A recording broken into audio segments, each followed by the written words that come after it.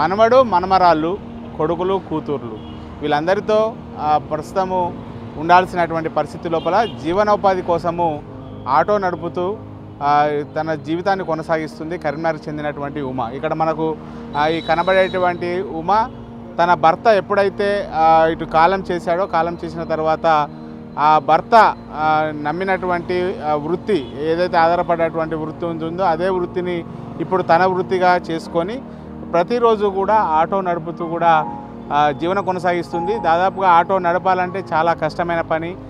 ఇటు మగవారే ఆటో నడుపుతారనేటువంటి దానికి భిన్నంగా ఇప్పుడు తన కుటుంబ అవసరాల కోసము ఆటో నడుపుతున్నారు ఉమ. ప్రస్తుతం నాతో ఉమ ఉన్నారు.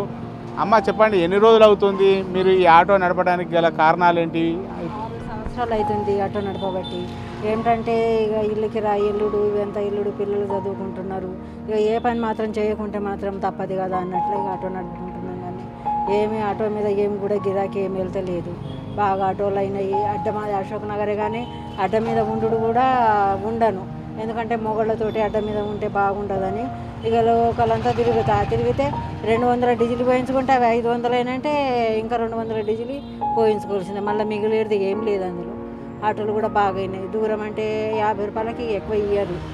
చాలా దూరం వెల్లుడు మళ్ళా ఇట్లా అవుతుంది.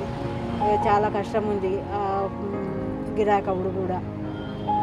రోజు ఈ ఆటో నడపడానికి ఏ టైంకి వస్తారమ్మా? అంటే పొద్దున 9 వరకు వెళ్తానండి.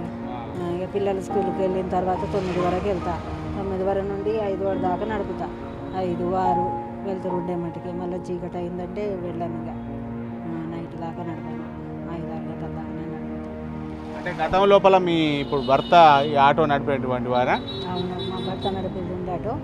నేను కూడా అప్పుడే నేర్చుకున్నా. అప్పటి నుండి అంటే అప్పుడు మీ భర్త ఆటో నడిపేటప్పుడే మీరు ఆటో నడపడం నేర్చుకున్నాము. ఎందుకంటే ఇక ఆయన ఎక్కువ శాతము తాగడానికి బానిస అయ్యిండు. ఈ ఆటో నడిపి తాగడానికి బానిస అయ్యి లివర్ ఖరాబ్ అయ్యి చనిపోయింది. ఇక ఈ ఆటో ఎందుకు అమ్మేయాలి, నాకు కూడా వచ్చు కదా అన్నట్లు ఇక నేను నడుపుదాం అనుకుని ఇక దీన్ని నడుపుతున్నా. ఏదో ఇంత ఈ ఆటో నడచలేదు చక్కగా ఊకే చేసుడు. మళ్ళీ దీనికి రిపేర్లు అయినప్పుడు అలా 2000, 3000, 5000 ఇట్లా రిపేర్ చేసుడు అవుతుంది. ఇదే మా కొత్త ఆటో ఏదైనా ఇట్లా లోన్లు వెళ్ళినాయి కదా అట్లా ఇప్పిస్తారనుకొని కూడా గంగుల కమలాకి కూడా కలిసిన ఆయన. ఇక అంతలో పడిన ఎన్నికలు వచ్చినాయి. ఆయన ఏం సమాధానం ఇవ్వలేదు. ఇట్లా ఎవరన్నా కొంచెం సహాయం చేస్తే మంచిగా ఉంటుందని అనుకుంటున్నా. మా కొడుకు కిడ్నీలు కూడా ఖరాబ్ అయిన ఎవరైనా కిడ్నీ. మీకు పిల్లలు ఎందరు? 2 కొడుకులు 1 బిడ్డ. ఏం చేస్తారు వాళ్ళు ఏం చేస్తారు? బిడ్డకు పెండ్లయింది. పెద్ద ఆయనకు పెండ్లయింది. 1 బాబు 1 పాప ఆయనకు. ఇప్పుడు పెద్ద వాళ్ళు ఆరోగ్యంగా ఉన్నారా? ఆయనకు పెద్ద ఆయనకు 2 కిడ్నీలు ఖరాబ్ అయ్యి డయాలిసిస్ చేయించుడు అవుతుంది. వారంలో 2 సార్లు డయాలిసిస్.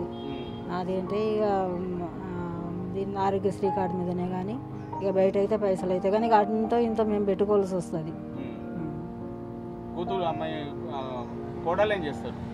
కోడలు ఇప్పుడు మా అబ్బాయి మంచిగా ఉన్నప్పుడు ఆరోగ్యంగా ఉన్నప్పుడు ఇంట్లోనే ఉండేది, మిషన్ కుట్టేది. ఇప్పుడు ఆమె వేరే పని చేస్తుంది, వేరే షాపుకు వెళ్ళి పని చేసుకుంటుంది. ఇప్పుడు ఇంకా ఏం కోరుకుంటున్నారు అంటే మీరు ఇప్పుడు ఈ వయసు లోపల నిజంగా ఆటో నడపడం అంటే చాలా ఇబ్బందిమైనటువంటి పని. ప్రభుత్వాన్ని ఏం కోరుకుంటున్నారు మీరు? ఏం కోరుకుంటున్నామంటే మాకు కొత్తపల్లిలో ఇల్లు ఉంది కానీ ఉంటే ఏం చేయలేము. మాకు వ్యవసాయం లేదు, ఇంత ఏం లేదు. అక్కడ కూడా ఇప్పుడు వ్యవసాయం పనులు ఏముంటలేవు. మా బాబు ఇంత హాస్పిటల్లో చేసాడు, ఆయన కూడా ఇప్పుడు చేయడం లేదు ఎక్కువ శాతం. డయాలిసిస్ అయిందంటే 1 వారం రోజులు పోతే ఇంకా పనికి వెళ్ళలేడు, చక్కగా చేయలేడు ఆయన. ఇక మా కోడలు చేస్తే ఎంతకంతే 5000, 6000 పొద్దున్న 9 గంటలకు పోతే మళ్ళీ 9 గంటల దాకా. ఇక అందుకే ఇంత మాకు ఇల్లు సాయము. మా కొడుకు ఇంత పింఛన్ కొరకు కూడా పెట్టుకున్నాం. ఆయనకు పింఛన్ కొరకు పెడితే ఇదివరకు కూడా ఏమీ ఇది కాలేదు. ఇక్కడ హైదరాబాద్ సచివాలయంలో కూడా పెట్టిండ్రు పింఛన్ కొరకు. దాని కొరకు ఇదివరకు ఏం కూడా తెలియలేదు. ఇక అందుకే అందరు కలిసే ఉంటారు. ఉమ్మడి కుటుంబం. ఇక ఇల్లు కిరాయి నెలకు 6000 ఇల్లు కిరాయి, కరెంటు బిల్లు వేరేనే, బోరు బిల్లు వేరేనే. ఎల్లుడు కష్టంగా ఉంది. ఇక ఈ ఆటోకి ఇటు చేసి ఇటు పెట్టుడు అవుతుంది.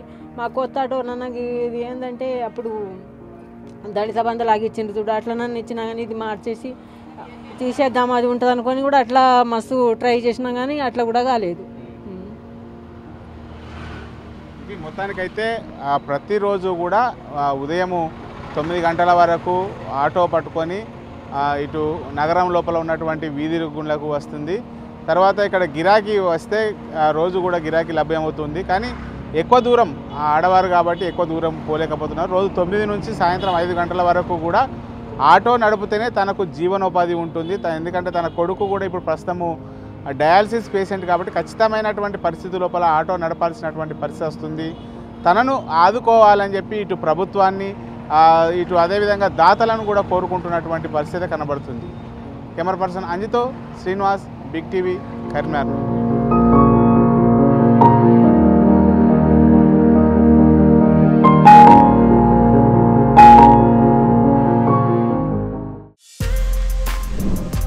For more videos like this, subscribe Big TV channel.